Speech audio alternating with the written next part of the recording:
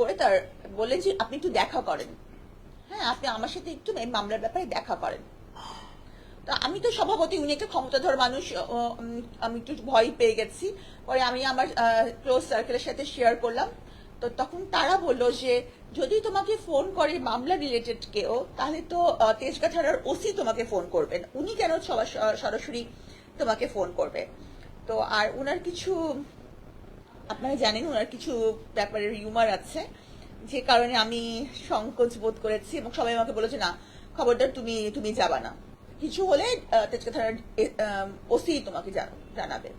তবে পরে উনি আরেকবার ফোন করেছিল, তখন আমি বলেছিলাম কেন যেতে হবে, মানে কেন কেন যেতে হবে, আমার কেন আসতে হবে, আমি তো এখানকার কিছু না, এখানকার কিছুই না, আমি জাস্ট হচ্ছে এই জেকেজির ওনারের স্ত্রী, এবং তাও হচ্ছে যে তাকে আমি ডিভোর্সও দিয়ে দিয়েছি, এবং আমি তার সাথে থাকিও না, কারণ যখন তাদেরকে অ্যারেস্ট করা হয় তখনও ওই সময়কার ভিডিও আছে, তখন ওখানকার ওনার নিজে বলছেন যে আমি সাবরিনা এখানে থাকে না এবং সাবরিনা আমাকে ডিভোর্স দিয়ে দিয়েছে, ওই ফুটেজটা সময় টিভিতে আছে। যাই হোক, আমি বলছি আমি কেন আসবো, তো এই দুবারই কথা হয়েছে, এরপর উনি ফোন করেছে, আমি রিসিভ করিনি। তো যেদিন আমাকে গ্রেফতার দেখানো হলো সেদিন আমি হসপিটালে কর্মরত ছিলাম এনআইসিভিতে, আপনারা সবাই মিডিয়াতে দেখেছেন। ওখান থেকে আমাকে জিজ্ঞাসাবাদের জন্য ডিসি অফিসে ডাকা হলো। ডিসি অফিসে ডাকা হলো, একটা রুমের মধ্যে আমি বসেছিলাম অলমোস্ট 1.5 আওয়ার্স। তখন উনি আমাকে দুইটা প্রশ্ন করেছিলেন, আপনি কোন মেডিকেল কলেজ এবং কততম বিসিএস।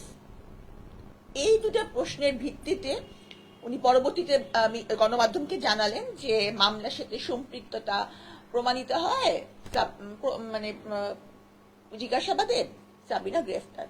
তো এই কততম বিসিএস আর কোন মেডিকেল কলেজ শুনে উনি বুঝে গেলেন যে করোনার মামলায় আমি ছিলাম। তো যাই হোক, এবং আমার একটা আইন আছে যে কোনো সরকারি কর্মচারী কর্মকর্তাকে গ্রেফতার করতে হলে তার ঊর্ধ্বতন কর্তৃপক্ষের কাছ থেকে অনুমতি নিতে হয়। উনি এনআইসিবিডির তৎকালীন পরিচালকের কাছ থেকে কোনো অনুমতি নেননি।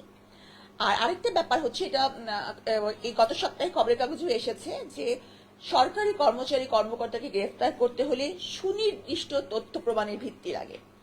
তো উনি কোন তথ্য প্রমাণের ভিত্তিতে আমাকে উনি গ্রেফতার করলেন, কারণ হচ্ছে যে এখানকার জয়েন্ট স্টকের কাগজে আমি এটার কোনো মালিক না, এটা একটা প্রোপাইটারশিপ কোম্পানি, এখানে চেয়ারম্যান বলে কোনো পোস্ট থাকে না, একটি কাগজেও আমার সই নাই। আমি কোনো একটা মানুষ, কোনো সাক্ষী এসে বলে নাই যে সাবরিনার কাছ থেকে তারা কোনো কাগজ টাকা নিয়েছে, সাবরিনা তাদের কাছে টাকা নিয়েছে, অথবা তারা সাবরিনাকে মানে কোনো সার্টিফিকেট দিতে দেখেছে। তো কোনো কিছুই নাই। উনি আমাকে কেন কেন কিসের কারণে, কোন শত্রুতার জেরে বা কার হুকুমে উনি আমাকে এই মামলায় সম্পৃক্ত দেখিয়ে গ্রেফতার করলেন। আর আরেকটা কথা হচ্ছে যে কারাগারে এই আমার মরহুম স্বামী, যার যে ওনার, উনি কারাগারের মাধ্যমে, এখন এই কারাগারে সিল দেওয়া আছে, উনি তো কেরানীগঞ্জ কারাগার থেকে আমাকে একটা চিঠি পাঠিয়েছিলেন কাশিমপুর কারাগারে। সেখানেও স্পষ্টভাবে উল্লেখ আছে যে এই মামলায় আমার কোনো সম্পৃক্ততা নাই, আমি কোনোখানকার সিগনেটারি না, কোনো কিছু না, সে চিঠিও আমার কাছে আছে। তাহলে কিসের ভিত্তিতে উনি আমাকে গ্রেফতার দেখালেন? তো যদি কোনোদিন সুযোগ হয় তাহলে অবশ্যই আমি ওনার কাছে জানতে চাইবো, এবং আল্লাহ পাকের কাছে আমি দিন রাত ওনার বিচার চেয়েছি। হ্যাঁ, আমি কারাগারে দিন রাত, নামটা উচ্চারণ করব, মানে এই যে হারুন সাহেব, যাকে সবাই মানে মোস্টলি ডিবি হারুন নামে জানেন, মানে মানে হাউন আঙ্কেল, যিনি হাতের হোটেলের ওনার, তো উনি আর কি। হ্যাঁ আপু, আসলে এই যে আপনি যে এত নির্যাতন হয়েছেন, আরো অনেকে নির্যাতন হয়েছেন, এবং আপনি আপনি কি এটা জানেন যে অনেকেই বলছেন যে হারুন সাহেবের কাছে কোনো লোক গেলে আসলে মেয়ের লোক গেলে খালি হাতে ফেরত আসে না, এটা আসলে কিভাবে, এটা আপনি এটা কি চোখে দেখছেন, এবং খালি হাতে ফেরত আসে না বলতে কি বুঝায় মানুষ? খালি হাতে ফেরত আসে না মানে বুঝলাম না। যেমন আমরা দেখলাম যে যে কোনো মেয়ে গেলে আসলে একদিনের ভিতরে কাজ সলিউশন হয়ে যায়, ঠিক হয়ে যায়, কিন্তু ছেলেরা গেলে অনেকদিন ঘুরতে হয়, পিছনে পিছনে দাঁড়ে দাঁড়িয়ে ঘুরতে হয়, কিন্তু মেয়েরা গেলে তার কাছে আসলে এত প্রাধান্য কেন পায়? আসলে আমি তো ওনার কাছে কখনো কোনো কাজ নিয়ে যাইনি, আমি এটা বলতে পারবো না।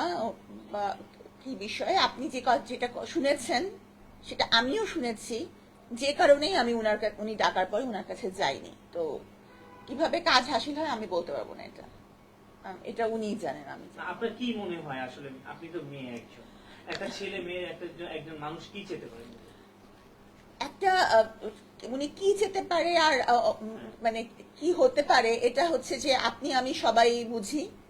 হ্যাঁ, আমাকে জিজ্ঞেস করে জানার কিছু নেই, এবং আমি বুঝি দেখেই আমি উনি ডাকার পরেও যাইনি। কোনো উস্কানি দিয়েছিল, কোন থিং দিয়েছিল আপনাকে, এই টাইপের কোনো কিছু? না, উনি উস্কানিমূলক কিছুই বলেনি। উনি বলেছে যে